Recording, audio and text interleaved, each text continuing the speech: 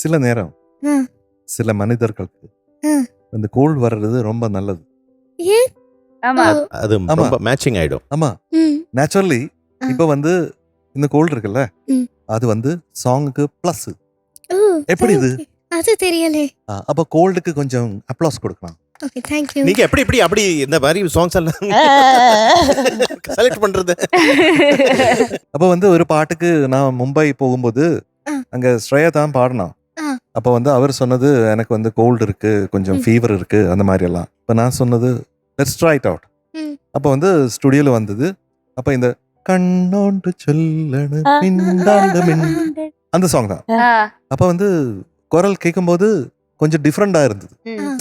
அந்த கோல்டு வந்து சாங்க்கு பாசிட்டிவா ஒர்க் பண்ணுது. அப்போ நான் சொன்னது இதே வச்சுட்டு பாடணும். அப்ப அது வரும்போது ஸ்ரேயாவோட அந்த வாய்ஸோட ஒரு டேம்பர் இல்லையா, அது கொஞ்சம் டிஃப்ரெண்டா இருக்கும் ആ പാട്ടിൽ. That works for the song. Yes yes. ഇതുപോലെ എനിക്കും ഉണ്ടായിട്ടുണ്ട്. ജ്വാലയായി സീരിയലിന്റെ ടൈറ്റില് മമ്മൂക്ക ആദ്യം പ്രൊഡ്യൂസ് ചെയ്ത സീരിയലാണ് അത്. അപ്പൊ അതില് റെക്കോർഡിങ്ങിന് എന്നെ വിളിച്ചു. രമേശ് ചേട്ടനാണ് മ്യൂസിക്, രമേശ് നാരായണൻ, പണ്ഡിറ്റ് രമേശ് ജി. അപ്പൊ അദ്ദേഹമാണ് വിളിച്ചത്. അപ്പൊ ഞാൻ ഭയങ്കര കോൾഡ്, എനിക്ക് എന്ന ശബ്ദം ഇരിക്കണേ സംസാരിക്കും.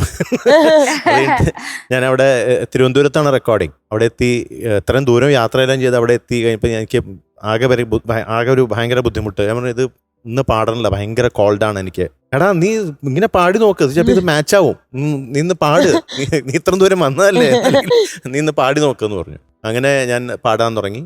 പക്ഷെ പാടിക്കഴിഞ്ഞപ്പോ രമേശോട് പറഞ്ഞു, എടാ ഇത് കറക്റ്റ് ആയിട്ടുണ്ട്. അത് എപ്പോഴും ആരൊക്കെയോ എനിക്ക് അയച്ചു തരുന്നുണ്ട് പണ്ട് പാടിയത്. ഇത് ഏറ്റവും അധികം തവണ കേട്ടുള്ളത് ഞാനായിരിക്കും. കാരണം ആ സീരിയലിന്റെ ഒരു 700 എപ്പിസോഡ് ഞാൻ ബാക്ക്ഗ്രൗണ്ട്